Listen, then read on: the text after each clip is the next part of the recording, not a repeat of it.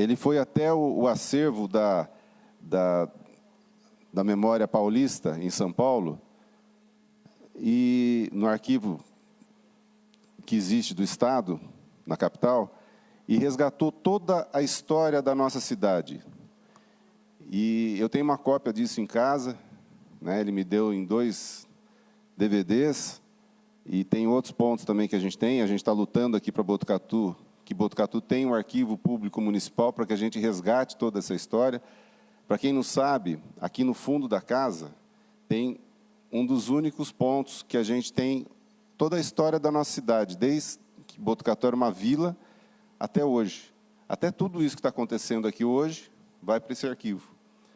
E o Figueroa, ele pedia licença para a diretora, para a Adriana, que é a responsável pelo nosso arquivo aqui, pegava os livros com todo cuidado, aquele livro que é com folha fina, aquela escrita difícil de você entender, e ele ia fazendo a interpretação da história e colocando nos seus livros.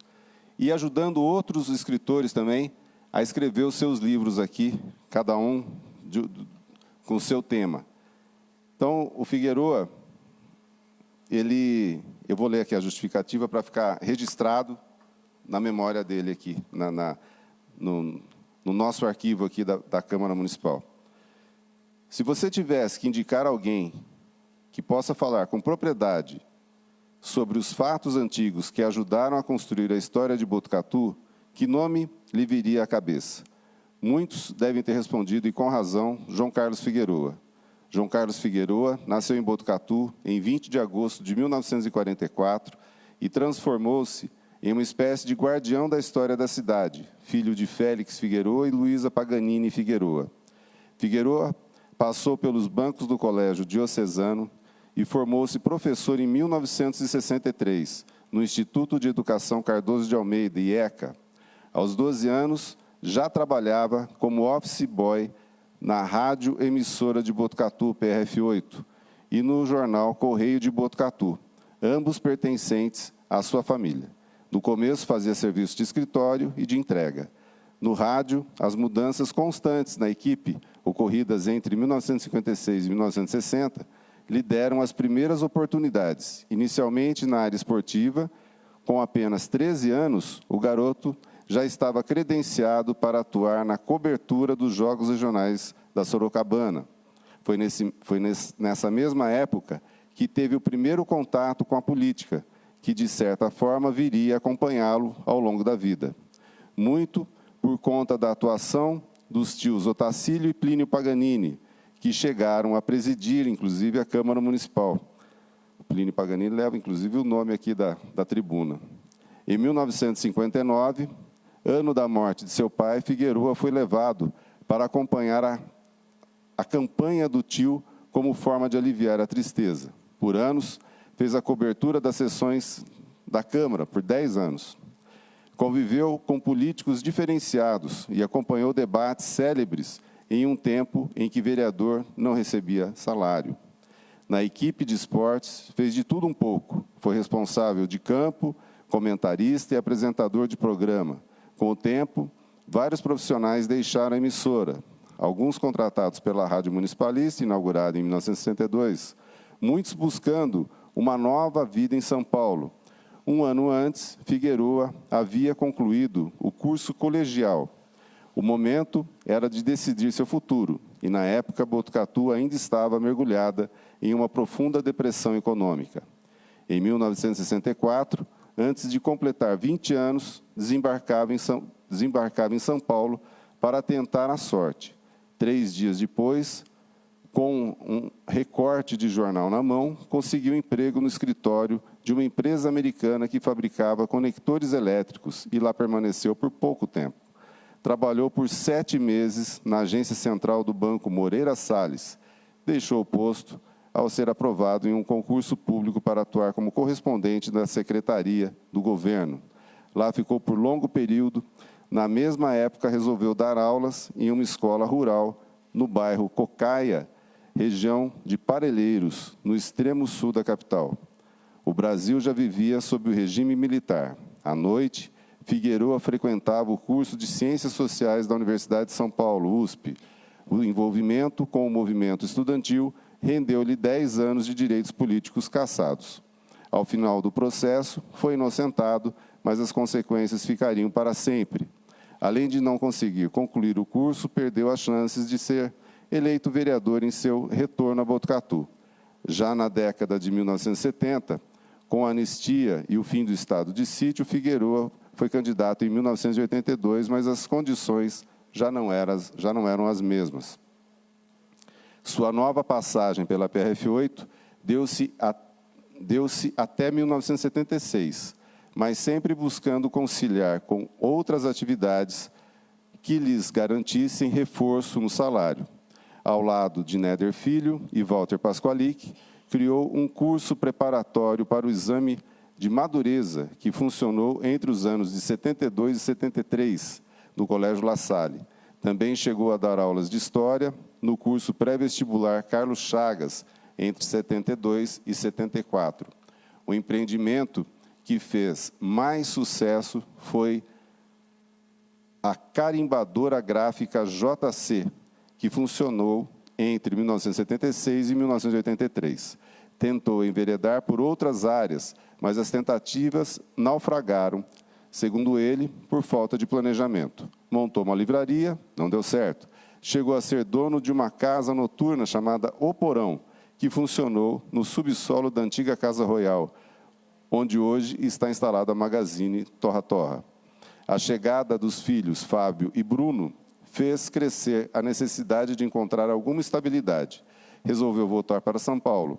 As boas relações e a comprovada experiência lhe garantiram emprego na área pública, passando pela extinta Superintendência de Desenvolvimento do Litoral Paulista, ligada à Secretaria de Interior e pela Secretaria de Estado de Planejamento.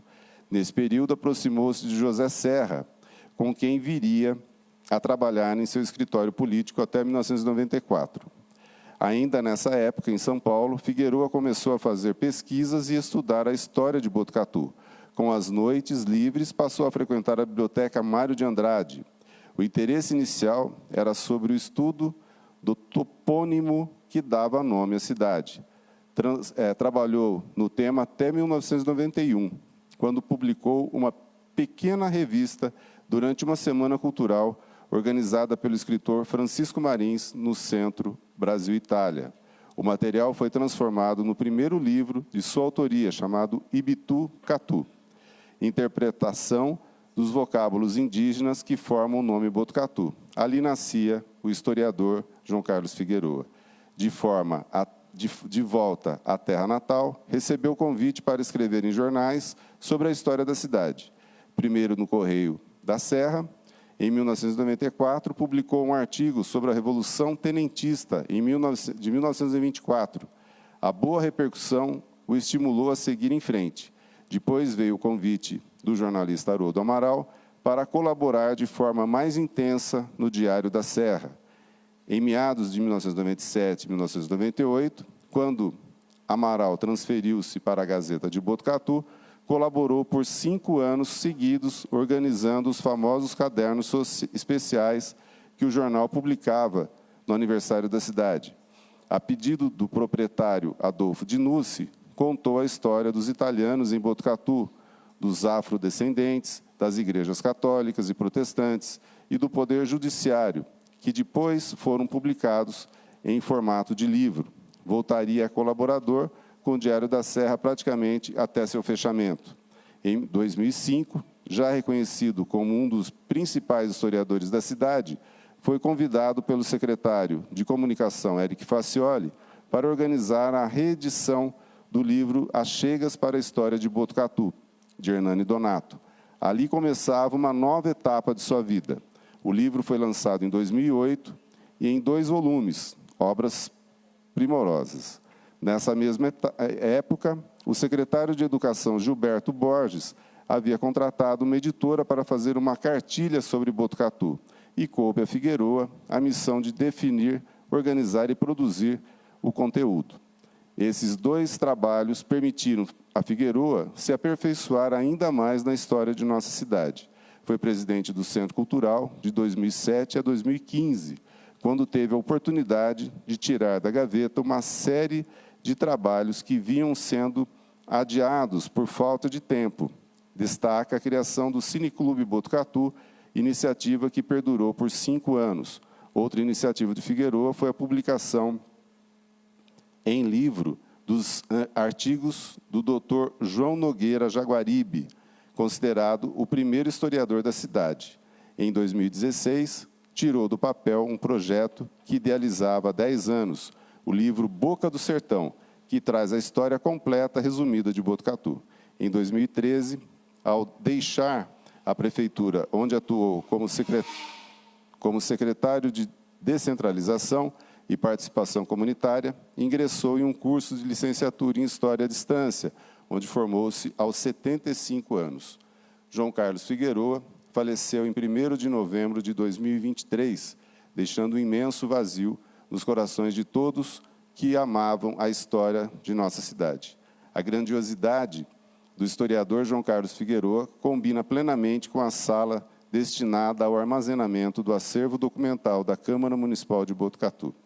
Assim, diante de todo exposto pela paixão e dedicação pela história de Botucatu, consideramos muito justa e oportuna a homenagem que ora prestamos. Essa é a história do João Carlos Figueroa. Todo mundo conheceu o João Carlos, ele rodava por tudo aqui, a gente trombava com ele aqui na Câmara, ele nos trazendo a história, e o jeito dele contar a história de Botucatu era cativante, né? Então, realmente é uma perda grande, mas eu acho que é uma questão de justiça a gente colocar o nome do historiador João Carlos Figueroa no nosso arquivo público aqui, de memória aqui da nossa Câmara Municipal. Era isso. Obrigado.